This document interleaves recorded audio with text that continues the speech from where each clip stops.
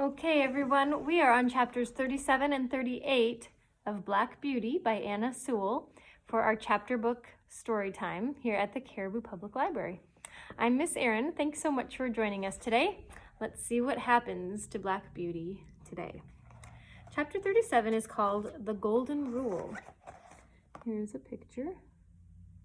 2 or 3 weeks after this, as we came into the yard rather late in the evening, Polly came running across the road with the lantern. She always brought it to him if it was not very wet. "It has all come right, Jerry. Mrs. Briggs sent her servant this afternoon to ask you to take her out tomorrow at 11 o'clock. I said, yes, I thought so, but we supposed she employed someone else now. Well, says he, the real fact is Master was put out because Mr. Barker refused to come on Sundays. And he has been trying other cabs. But there's something wrong with them all. Some drive too fast and some too slow. And the mistress says there is not one of them so nice and clean as yours, and nothing will suit her but Mr. Barker's cab again." Polly was almost out of breath, and Jerry broke out into a merry laugh. "All come right some day or night. You were right, my dear, you generally are. Run in and get the supper, and I'll have Jack's harness off and make him snug and happy in no time." After this, Mrs. Briggs wanted Jerry's cab quite as often as before, never, however, on a Sunday. But there came a day when we had Sunday work, and this is how it happened. We had all come home on the Saturday night very tired and very glad to think that the next day would be all rest. But so it was not to be.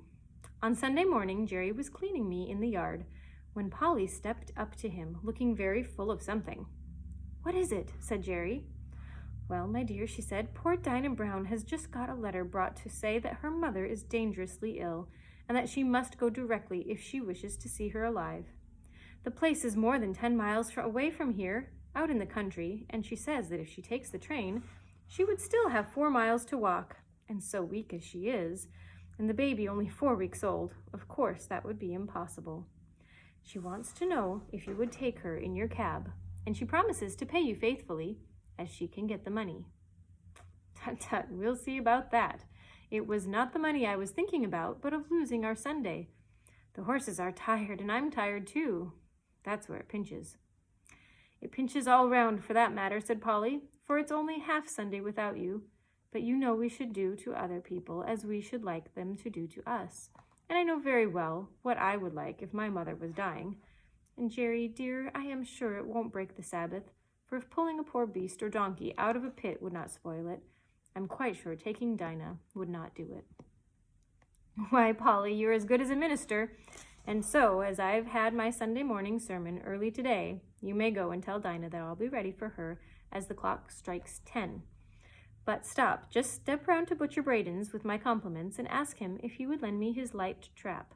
I know he never uses it on Sunday, and it would make a wonderful difference to the horse." Away she went, and soon returned, saying that he could have the trap and welcome. "All right," said he. "Now put me up for a bit of bread and cheese, and I'll be back in the afternoon as soon as I can." "And I'll have the meat pie ready for an early tea instead of for dinner," said Polly, and away she went, while he made his preparations to the tune of "Polly's the Woman and No Mistake," of which tune he was very fond. I was selected for the journey, and at 10 o'clock we started in a light, high-wheeled gig, which ran so easily that after the 4-wheeled cab it seemed like nothing. It was a fine May day, and as soon as we were out of the town, the sweet air, the smell of the fresh grass, and the soft country roads were as pleasant as they used to be in the old times, and I soon began to feel quite fresh. Dinah's family lived in a small farmhouse up a green lane, close by a meadow with some fine shady trees. There were 2 cows feeding in it. A young man asked Jerry to bring his trap into the meadow, and he would tie me up in the cowshed. He wished that he had a better stable to offer. "If your cows would not be offended," said Jerry, "there is nothing my horse would like so well as to have an hour or 2 in your beautiful meadow. He's quiet, and it would be a rare treat for him." "Do, and welcome," said the young man. "The best we have is at your service for your kindness to my sister. We shall be having some dinner in an hour, and I hope you'll come in, though with mother so ill, we are all out of sorts in the house." Jerry thanked him kindly, but said that he had some dinner with him. There was nothing he should like so well as walking about in the meadow. When my harness was taken off, I did not know what I should do first, whether to eat the grass or roll over on my back or lie down and rest or have a gallop across the meadow out of sheer spirits at being free. I did all by turns. Jerry seemed to be quite as happy as I was. He sat down by a bank under a shady tree and listened to the birds. Then he sang himself and read out of the little brown book that he is so fond of, and then wandered round the meadow and down by a little brook where he picked the flowers and the hawthorn, tied them up with long sprays of ivy. Then he gave me a good feed of the oats which he had brought with him. But the time seemed all too short. I had not been in a field since I left poor Ginger at Earlshall. We came home gently, and Jerry's first words were, as we came into the yard, "Well, Polly, I've not lost my Sunday after all, for the birds were singing hymns in every bush, and I joined in the service." And as for Jack, he was like a young colt. When he handed Dolly the flowers, she jumped about for joy. Chapter 38. Dolly and a Real Gentleman. The winter came early, with a great deal of cold and wet. There was snow or sleet or rain almost every day for weeks, changing only for keen driving winds or sharp frosts. The horses all felt it very much. When it is a dry cold, a couple of good thick rugs will keep the warmth in us. But when it is soaking rain, they soon get wet through and are no good. Some of the drivers had a waterproof cover to throw over, which was a fine thing, but some of the men were so poor that they could not protect either themselves or their horses, and many of them suffered very much that winter. When we horses had worked half the day, we went to our dry stables and could rest, while they had to sit on their boxes, sometimes staying out as late as 1 or 2 o'clock in the morning if they had a party to wait for. When the streets were slippery with frost or snow, that was the worst of all for us horses. 1 mile of such traveling with a weight to draw and no firm footing would take more out of us than 4 on a good road. Every nerve and muscle of our bodies is in the strain to keep our balance. And added to this, the fear for falling is more exhausting than anything else. If the roads are very bad indeed, our shoes are roughed, but that makes us feel nervous at first. When the weather was very bad, many of the men would go and sit in the tavern close by and get someone to watch for them. But they often lost a fare in that way, and could not, as Jerry said, be there without spending money. He never went to the Rising Sun. There was a coffee shop near where he went now and then, or he bought of an old man who came to our rank with tins of hot coffee and pies. It was his opinion that spirits and beer made a good man colder afterwards, and that dry clothes, good food, cheerfulness, and a comfortable wife at home were the best things to keep a cabman warm. Polly always supplied him with something to eat when he could not get home, and sometimes he would see little Dolly peeping from the corner of the street to make sure if father was on the stand. If she saw him, she would run off at full speed and soon come back with something in a tin or basket, some hot soup or pudding that Polly had ready. It was wonderful how such a little thing could get safely across the street, often thronged with horses and carriages. She was a brave little maid and felt it quite an honor to bring father's first course, as he used to call it. She was a general favorite on the stand, and there was not a man who would not have seen her safely across the street if Jerry had not been able to do it. One cold, windy day, Dolly had brought Jerry a basin of something hot and was standing by him while he ate it. He had scarcely begun when a gentleman, walking towards us very fast, held up his umbrella. Jerry touched his hat in return, gave the basin to Dolly, and was taking off my cloth, when the gentleman hastened up, crying out, No, finish your soup, my friend. I've not much time to spare, but I think I can wait until you've done, and set your little girl safe on the pavement." So saying, he seated himself in the cab. Jerry thanked him kindly and came back to Dolly.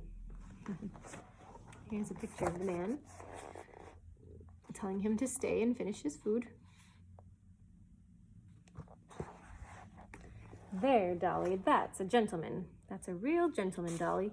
He's got time and thought for the comfort of a poor cabman and a little girl.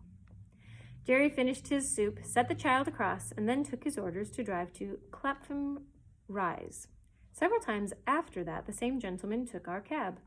I think he was very fond of dogs and horses, for whenever we took him to his own door, 2 or 3 dogs would come bounding out to meet him. Sometimes he came round and patted me, saying in his quiet, pleasant way, "This horse has got a good master, and he deserves it." It was a very rare thing for anyone to notice the horse that had been working for him. I've known ladies to do it now and then, and this gentleman, and 1 or 2 others, have given me a pat and a kind word, but 99 out of 100 would soon think of patting the steam engine that drew the train. This gentleman was not young, and there was always a forward stoop in his shoulders, as if he was always going at something. His lips were thin and close shut, though they had a very pleasant smile. His eye was keen, and there was something in his jaw and the motion of his head that made one think that he was very determined in anything that he set about. His voice was pleasant and kind. Any horse would trust that voice, though it was just as decided as anything else about him. One day, he and another gentleman took our cab. They stopped at a shop in our street, and while his friend went in, he stood at the door. A little ahead of us, on the other side of the street, a cart with 2 very fine horses was standing, with some wine vaults. The carter was not with them, and I cannot tell how long they had been standing, but they seemed to think that they had waited long enough, and they began to move off. Before they'd gone many paces, the carter came running out and caught them. He seemed furious at their having moved, and with a whip and rein punished them brutally, even beating them about the head. Our gentleman saw it all, and, stepping quickly across the street, said in a decided voice, "If you don't stop that directly, I'll have you summoned for leaving your horses, and for brutal conduct." The man, who had clearly been drinking, poured forth some abusive language, but he left off, knocking the horses about and taking the reins, got into his cart. Meantime, our friend had quietly taken out a notebook from his pocket, and looking at the name and address painted on the cart, he wrote something down. "What do you want with that?" growled the carter, as he cracked his whip and was moving on. A nod and a grin smile was the only answer he got. On returning to the cab, our friend was joined by his companion, who said laughingly, I should have thought right that you had enough business of your own to look after without troubling yourself about other people's horses and servants." Our friend stood still for a moment, and throwing his head a little back, "Do you know why this world is as bad as it is?" "No," said the other. "Then I'll tell you. It is because people think only about their own business, and won't trouble themselves to stand up for the oppressed, or bring the wrongdoer to light. I never see a wicked thing like this without doing what I can, and with a master that has thanked me for letting him and many a master has thanked me for letting him know how his horses have been used." "I wish there were more gentlemen like you, sir," said Jerry, "for they are wanted badly enough in this city." After this, we continued our journey, and as they got out of the cab, our friend was saying, "My doctrine is this, that if we see cruelty or wrong that we have the power to stop and do nothing, we make ourselves sharers in the guilt." Well, that is it for today. Thanks again for joining us, and we will see you next time. Have a great rest of your day. Bye for now.